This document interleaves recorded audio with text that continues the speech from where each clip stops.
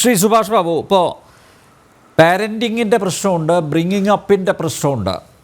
പക്ഷേ അതിലൊക്കെ ഉപരി ഈ കുട്ടികളിലുള്ള ക്രിമിനൽ വാസന അത് വളർത്തുന്നതിൽ ഏറ്റവും കൂടുതൽ ഈ എക്സ്റ്റേണലായിട്ടുള്ള പുറത്തു നിന്നുള്ള ഇടപെടലല്ലേ അവരെ സ്വാധീനിക്കുന്ന, എളുപ്പത്തിൽ സ്വാധീനിക്കുന്ന പല ഘടകങ്ങളും അവർക്ക് മുന്നിലുണ്ട്. ഒരു ചെറിയ ഉദാഹരണം പറയുകയാണെങ്കിൽ മൊബൈൽ ഫോൺ തന്നെ അല്ലേ? തീർച്ചയായിട്ടും ആ മൊബൈൽ ഫോൺ തുറന്നിടുന്ന വിശാലമായിട്ടുള്ള ഭ്രമാത്മകമായിട്ടുള്ള ഒരു ലോകം അല്ലേ? ശരിയല്ലേ? തീർച്ചയായിട്ടും. ഇപ്പോൾ ഈ ഡിജിറ്റൽ യുഗമാണ് നമ്മളെ സംബന്ധിച്ചിടത്തോളം കുട്ടികൾക്ക് മാറി ചിന്തിക്കുന്നതിന് വേണ്ടിയിട്ടും, അതേമാതിരി കുട്ടികളെ സംബന്ധിച്ചിടത്തോളം കുട്ടികൾ രക്ഷിതാക്കളുടെയും അധ്യാപകരുടെയും ഒക്കെ നിയന്ത്രണത്തിൽ പുറത്തേക്ക് പോകുന്നു. അത് സമൂഹത്തിന് പോലും അവരുടെ കാര്യങ്ങളിൽ ഇടപെടാനോ നിയന്ത്രിക്കാനോ പറ്റാത്തൊരു സാഹചര്യത്തിൽ എത്തിപ്പെട്ടിട്ട് ഇപ്പോൾ കുട്ടികളാണ് എല്ലാത്തിനും മുന്നിൽ. അവരാണ് തീരുമാനിക്കുന്നത് ഞങ്ങൾ എന്ത് വേണം, എന്ത് ചെയ്യണം, അത് ശരിയോ തെറ്റോ എന്നറിയില്ല. അവരെ സംബന്ധിച്ചിടത്തോളം അപക്വമായ മനസ്സാണ് അവരെ സംബന്ധിച്ച് ഇപ്പോൾ എടുക്കുന്ന ഏത് തീരുമാനങ്ങളും പൂർണ്ണതയിലെത്തില്ല എന്നുള്ളത് അവർക്ക് ബോധ്യപ്പെടാറില്ല. ഞങ്ങൾ എടുക്കുന്നതാണ് ശരി, ഞങ്ങൾ മാത്രമാണ് ശരി എന്നുള്ളതാണ് അവർ പറയുന്നത്. നമ്മളെ സംബന്ധിച്ചിടത്തോളം നമ്മൾ ഗൃഹാന്തരീക്ഷം നേരത്തെ ഡോക്ടർ അരുണും ഒക്കെ പറഞ്ഞു, നമ്മളൊക്കെ അത് പറഞ്ഞു കഴിഞ്ഞു. പക്ഷേ അതിനേക്കാൾ ഉപരി രക്ഷിതാക്കളെ സംബന്ധിച്ചിടത്തോളം നമ്മളിപ്പോൾ പാശ്ചാത്യ രാജ്യങ്ങളിൽ നിന്ന് വ്യത്യസ്തമായി അവിടെ കുട്ടികളെ ചീത്ത പറയുകയോ അടിക്കുകയോ ഒക്കെ ചെയ്ത് കഴിഞ്ഞാൽ പോലീസ് പിടിച്ചുകൊണ്ടുപോയി. ഇവിടെ പിന്നെ അങ്ങനെയുള്ള സാഹചര്യം വരെ എത്തിയിട്ടില്ല. ഇവർക്ക് സ്വാതന്ത്ര്യമുണ്ട്. അവരുടെ സ്വാതന്ത്ര്യത്തെ നമ്മൾ ക്രിമിനൽ വൽക്കരണത്തിലൂടെ അനിക്കരുത് എന്ന് മാത്രമേ വന്നിട്ടുള്ളൂ. അത് എനിക്ക് തോന്നുന്നത് കുറച്ചുകൂടെ കഴിഞ്ഞാൽ ഇനിയിപ്പോൾ പൗരാവകാശം അല്ലെങ്കിൽ ശിശു ക്ഷേമം എന്നൊക്കെ പറഞ്ഞിട്ട്, അല്ലെങ്കിൽ പിന്നെ ബാലാവകാശം എന്നൊക്കെ പറഞ്ഞിട്ട് ഇതേ രീതിയിലൊക്കെ വന്നുകൂടായില്ല. പക്ഷേ അങ്ങനെ വരുമ്പോൾ ഒരു കാര്യം മനസ്സിലാക്കണം. നമ്മളെ സംബന്ധിച്ചുള്ള ഡോക്ടർ അരുൺ പറഞ്ഞ മാതിരി നമ്മൾ അടിസ്ഥാനപരമായിട്ട് വ്യക്തികളിൽ ഒരു അച്ചടക്ക സ്വഭാവം നമ്മുടെ നാട്ടിലില്ല. ഈ പാശ്ചാത്യ രാജ്യങ്ങളിൽ അവരുടെ സ്വഭാവത്തിൽ ഒരു അച്ചടക്ക സ്വഭാവമുണ്ട്. അതിനെ മദ്യപിക്കുന്നത് തന്നെ ഇവിടെ, അതായത് നമ്മളിപ്പോൾ സർവത്ത് കുടിക്കുന്ന മാതിരി മദ്യം കുടിക്കുക. അവരെ സംബന്ധിച്ചോളം അവർ മദ്യം സ്ഥിരമായിട്ട് നമ്മളെക്കാൾ കൂടുതൽ മിക്കവാറും എല്ലാവരും വ്യക്തികളും ഉപയോഗിക്കുന്നു. പക്ഷേ എന്നിരുന്നാലും അവർ ആ ഒരു ലിമിറ്റ് വെച്ചിട്ട് ആവശ്യങ്ങൾക്ക് മാത്രം, ആവശ്യമുണ്ടെങ്കിൽ മാത്രം ഉപയോഗിക്കുന്നു. അത് നമ്മളെ സംബന്ധിച്ച് നമുക്കിതൊന്നും നിയന്ത്രിക്കാൻ അറിയില്ല. നമ്മളെ സംബന്ധിച്ചിടത്തോളം തുറന്നു വിട്ട മാതിരി പക്ഷിയെ തുറന്നു വിട്ട് കഴിഞ്ഞാൽ, അതായത് കൂട്ടിലുള്ള പക്ഷിയെ കുറേ കഴിഞ്ഞപ്പോൾ തുറന്നു വിട്ട് കഴിഞ്ഞാൽ എന്താണോ അതങ്ങനെ പറന്ന് അവിടെ ഇവിടെയൊക്കെ പോയി എന്തെങ്കിലുമൊക്കെ ചെയ്യുമെന്ന് പറയുന്ന അവസ്ഥയിലാണ് ഇപ്പോൾ ഉള്ളത്. നമുക്കുള്ള പ്രധാന പ്രശ്നം എന്താണെന്ന് പറഞ്ഞു കഴിഞ്ഞാൽ ഈ കുട്ടികളുടെ നിയന്ത്രണം അടിയന്തരമായിട്ട് നമുക്ക് ആവശ്യമാണ്. കാരണം എന്താ പറയുക, ഇതൊരു പരീക്ഷണ സാഹചര്യം, പരീക്ഷണ പ്രായത്തിലാണ് ഈ കുട്ടികളൊക്കെ വഴിതെറ്റി പോകുന്നത്. അതെന്തായാലും തെറ്റിപ്പോയിരിക്കും. കാരണം അവരെ സംബന്ധിച്ചിടത്തോളം അവർക്ക് സന്തോഷത്തിനും സുഖത്തിനും വേണ്ടിയിട്ടാണ് ഈ കുട്ടികൾ ഈ സമയം അന്വേഷിച്ച് നടക്കുമ്പോൾ അവരുടെ പടിവാതിക്കൽ കൊണ്ടുവന്നിട്ട്, അവരുടെ സുഹൃത്തുക്കൾ കൊണ്ടുവന്നിട്ട് ഇതൊക്കെ കാണിച്ചു കൊടുക്കുക, അനുഭവിച്ചു കൊടുക്കുക. അത് അവർ അനുഭവിച്ചതിന് ശേഷം അതിൻ്റെ സുഖം പകർന്നു കൊടുക്കുമ്പോൾ സ്വാഭാവികമായിട്ട് എന്ത് ചെയ്യും, അവർ ആ വഴിക്ക് പോകും. കാരണം ഈ കുട്ടികളുടെ പ്രായം അതാണ്. ഈ പ്രായത്തിൽ കുട്ടികളെ നിയന്ത്രിക്കുന്നത് വിദ്യാഭ്യാസ സ്ഥാപനങ്ങളാണ്. ഇപ്പം നമ്മളെ സംബന്ധിച്ചുള്ള രാഷ്ട്രീയം എന്ന് പറഞ്ഞാൽ രാഷ്ട്രീയം തന്നെയാണ് ഇവിടുത്തെ അരാജകത്വം സൃഷ്ടിച്ചിരിക്കുന്നതെന്ന് അഭിപ്രായക്കാരനാണ് ഞാൻ പണ്ട്. ഇതിനകത്തൊക്കെ ഉണ്ട്. ഇതിനകത്ത് പാർലമെൻറ്റേറിയൻ സിസ്റ്റം കുട്ടികൾ പഠിക്കണം എന്നല്ലാണ്ട് രാഷ്ട്രീയ പാർട്ടികളുടെ പിണിയാളുകളായിട്ട് വിദ്യാർത്ഥികളെ വളർത്തണമെന്ന് പറഞ്ഞിട്ടില്ല എന്നാണ് ഞാൻ മനസ്സിലാക്കുന്നത്. KER യൂണിവേഴ്സിറ്റി ആക്ടുകളിലാണെങ്കിലും ഒക്കെ പറഞ്ഞു. അവിടെ രാഷ്ട്രീയം എന്ന് പറയുന്നത് പ്രധാനമല്ല, രാഷ്ട്രീയവൽക്കരണമല്ല, അവിടെ പാർലമെൻറ്റേറിയൻ സമ്പ്രദായത്തിൽ അവർ പോകണമെന്നുണ്ട്. അത് കോടതിയിലൊക്കെ പലരും ടേക്കപ്പ് ചെയ്ത് കോടതി അത് വേണ്ട എന്നൊക്കെ പറഞ്ഞത് ആര് നടത്താനാണ്? ആരെങ്കിലും നടത്തണ്ടേ? നന്നാവണമെന്ന് ആർക്കെങ്കിലും ആഗ്രഹം വേണ്ടേ? ഇല്ല. ആഗ്രഹം വേണ്ട ആളുകളെ തമസ്കരിക്കും, അതല്ലെങ്കിൽ രാഷ്ട്രീയമായിട്ട് അവരെ വിമർശിക്കും, അല്ലെങ്കിൽ അവരാണ് അരാഷ്ട്രീയവാദികൾ എന്നൊക്കെ പറയും. രാഷ്ട്രീയം എന്ന് പറയുന്നതിനകത്ത് എവിടാ അക്രമം പറഞ്ഞിരിക്കുന്നത്? ഒരു രാഷ്ട്രീയ പാർട്ടിയുടെ ഒരു ബൈലോയിലകത്തും എഴുതി വെച്ചിട്ടില്ല.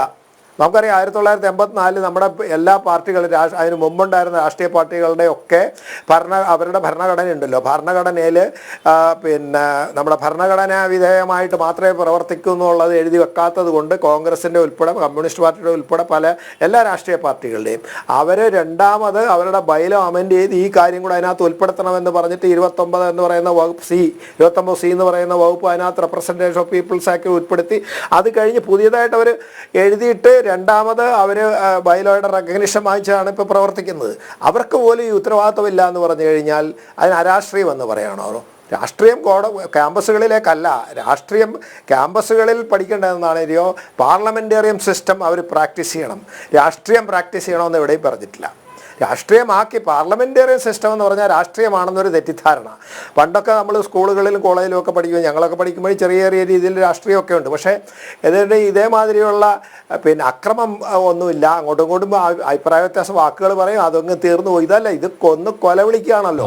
ഇത് ഞാൻ മാത്രം, ഞാനാണ് കേമൻ, ഞാനാണ് മൻ. അപ്പോൾ അതിനനുസരിച്ചിട്ട് കുറേ ആളുകളെ കൂട്ടി അവർക്ക് എന്തും, അവർക്ക് മദ്യമാകാം, മയക്കുമരുന്നാകാം, മറ്റ് അനാശാസ്യ പ്രവർത്തനങ്ങളൊക്കെയുണ്ട്. അതിനുവേണ്ടി സൗകര്യങ്ങൾ ചെയ്യും. അതിന് പറ്റുന്ന കുറേ അധ്യാപകന്മാരും ഒക്കെയുണ്ട്. അധ്യാപകരെ സംബന്ധിച്ചിടത്തോളം ഈ നല്ല നേർവഴിക്ക് കുട്ടികളെ നയിക്കണമെന്ന് വിചാരിക്കുന്ന അധ്യാപകർക്ക് പോലും പ്രവർത്തിക്കാൻ വയ്യാത്തൊരു ഒരു ഒരു ദുരവസ്ഥയാണ് എല്ലാ ക്യാമ്പസുകളിലുള്ള. സ്കൂളിൽ ഉൾപ്പെടെ അതാണ്. സ്കൂളിൽ അധ്യാപകരോടൊന്ന് ചോദിച്ചു പോകും. അവരെ സംബന്ധിച്ചോളം കുറച്ചുകൂടെ കമ്മിറ്റഡ് ആണ് അവർ.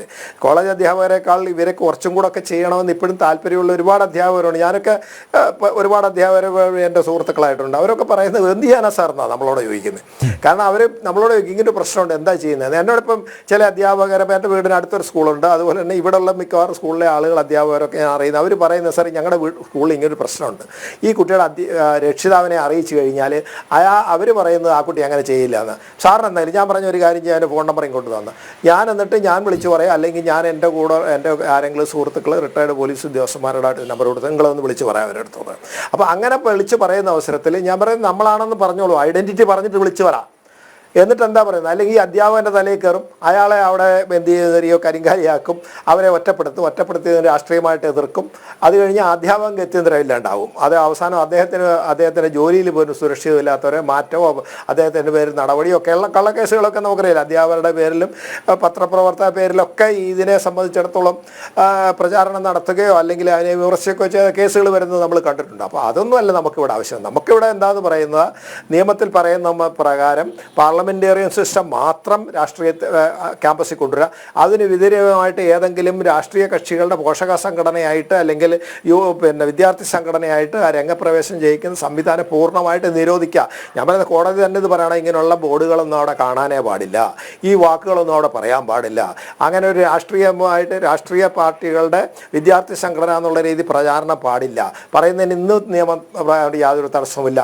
എന്തുകൊണ്ട് പറയുന്നില്ല? ഹൈക്കോടതി പറഞ്ഞിരിക്കുന്ന, സുപ്രീം കോടതി വരെ പറഞ്ഞിരിക്കുന്നതിൻ്റെ ഒക്കെ സംബന്ധിച്ച് നമുക്കറിയാമല്ലോ. അപ്പോൾ അതുകൊണ്ട് ഈ ഒരു ചിന്ത കൂടെ നമ്മളെ സംബന്ധിച്ചിടത്തോളം ഈ ക്യാമ്പസുകളിൽ നിന്ന് ഈ രാഷ്ട്രീയ പോഷക വിദ്യാർത്ഥി സംഘടന എന്നുള്ള ആ ഒരു രീതി ഒഴിവാക്കുക. അതുകൊണ്ട് ഒരു നഷ്ടവും നമുക്ക് സംഭവിക്കാൻ പോകില്ല. കുട്ടികൾ നേർവഴിക്ക് പോകുമെന്നുള്ളതാണ്. അല്ലെങ്കിൽ ഈ അരാജകവാദം, ഇതേമാതിരി അക്രമങ്ങൾ അടിക്കടി വളരും എന്നുള്ളതിന് യാതൊരു സംശയവുമില്ല. അതേ സംബന്ധിച്ച് ഇതിൽ ഇടപെടേണ്ട ആളുകൾ ആരാന്ന് പറഞ്ഞാൽ വിദ്യാഭ്യാസ സ്ഥാപനങ്ങളാണ്. പ്രൈവറ്റ് സ്ഥാപനങ്ങൾ എന്താ പറയുക, മിണ്ടാണ്ടിരിക്കും. കാരണം അവർക്ക് ഇത് നടത്തിക്കൊണ്ടുപോകണം. ഇല്ലെങ്കിൽ അവരുടെ തലയ്ക്ക് രാഷ്ട്രീയമായിട്ട് വലിയ പ്രശ്നങ്ങൾ വരും, അവരുടെ റെക്കഗ്നേഷൻ്റെ പ്രശ്നം വരും, ഗ്രാൻറ്റിൻ്റെ പ്രശ്നം വരും. അവരവർ മിണ്ടാണ്ടിരിക്കും. അഥവാ അവിടെ പ്രശ്നം ഉണ്ടായാൽ തന്നെ അവരെന്ത് ചെയ്യും, കഴിവതും അടച്ച് അത് ഒതുക്കി വെക്കാനോ അല്ലെ ഒരു കേസിലേക്കൊന്നും പോകാനോ അവർ ഇഷ്ടപ്പെടുന്നില്ല. കാരണം അവരെ സംബന്ധിച്ച് അവരുടെ നിലനിൽപ്പിൻ്റെ പ്രശ്നമാണ്, ഭയമാണ് അവരെ സംബന്ധിച്ചിടത്തോളം. എല്ലാവരും ഭയചകിതരാണ്. വിദ്യാർത്ഥികളും ഇതേമാതിരി കുറേ അക്രമങ്ങൾ മാത്രം അരങ്ങ് വാഴുന്ന ഒരു അരാജക ഒരു വിദ്യാഭ്യാസ അല്ലെങ്കിൽ ഒരു വിദ്യാർത്ഥി സമൂഹമായിട്ട് നമ്മളെ മാറുന്നു. അതുകൊണ്ട് നല്ല രീതിക്ക് കുട്ടികൾ പോവുക എന്ന് പറയുന്നത് നമ്മളെ സംബന്ധിച്ചിടത്തോളം ആഗ്രഹമുണ്ട്. പക്ഷേ നമുക്കിന്ന് ഒരു സ്വപ്നമായിട്ട് നിൽക്കുന്നു. അതുകൊണ്ട് എന്തായാലും അടിയന്തരമായിട്ട് ഇതിന് സംവിധാനങ്ങൾ, അതായത് പോലീസായാലും ശരി, എക്സൈസ് ആയാലും ശരി, അതുപോലെ തന്നെ അക്രമങ്ങൾ ചെയ്യുന്നതിന് വേണ്ടിയിട്ടുള്ള ഗവൺമെൻറ് സംവിധാനങ്ങൾ ഉൾപ്പെടെ ഈ സോഷ്യൽ സർവീസ് ഡിപ്പാർട്ട്മെൻ്റ് ആയാലും ശരി, ഇതൊക്കെ നോക്കുകുത്തികളായിട്ട് ഇരുന്നൊരു കാര്യമുണ്ടോ? ശക്തമായിട്ട് ഇടപെടണം. ഇല്ലെങ്കിൽ ഈ ഉദ്യോഗസ്ഥന്മാരൊക്കെ പിന്നെ എന്തിനാണ് ശമ്പളം വാങ്ങിക്കുന്നത്? കമ്മിറ്റഡ് ടു ദ പബ്ലിക്കിന് വേണ്ടിയിട്ടാണ് ശമ്പളം വാങ്ങിക്കുന്നത്. പബ്ലിക് സർവൻ്റാണ്, അല്ലെങ്കിൽ പൊളിറ്റിക്കൽ സർവൻ്റ് ഒന്നുമല്ല. ഇപ്പോൾ പബ്ലിക് സർവൻ്റ് എന്നുള്ള പേര് മാത്രമേ ഉള്ളൂ. പക്ഷേ പൂർണ്ണമായിട്ട് പൊളിറ്റിക്കൽ സർവൻ്റായിട്ട് മാറിയിരിക്കുന്ന സംവിധാനങ്ങളാണ്. അതാണ് ഇന്നത്തെ മൂല്യച്യുതി. അത് മാറ്റിയെടുക്കുക. വിദ്യാഭ്യാസ സ്ഥാപനങ്ങൾ ശുദ്ധീകരിക്കുക. കുട്ടികൾ പഠിക്കട്ടെ, മൂല്യങ്ങൾ വളർത്തട്ടെ. അതാണ് നമ്മൾക്ക് ഇവിടെ വേണ്ടത്. അതല്ലാണ്ട് ഈ രാഷ്ട്രീയത്തിന് വേണ്ടിയിട്ട് അക്രമവും അരാജകത്വവും ഒരു ക്യാമ്പസുകൾ സൃഷ്ടിച്ച് നമ്മുടെ യുവതലമുറ നശിച്ച് രാജ്യം നശിക്കേണ്ട ഒരു സാഹചര്യത്തിൽ പോകരുതെന്ന് മാത്രമാണ് എൻ്റെ അഭിപ്രായം.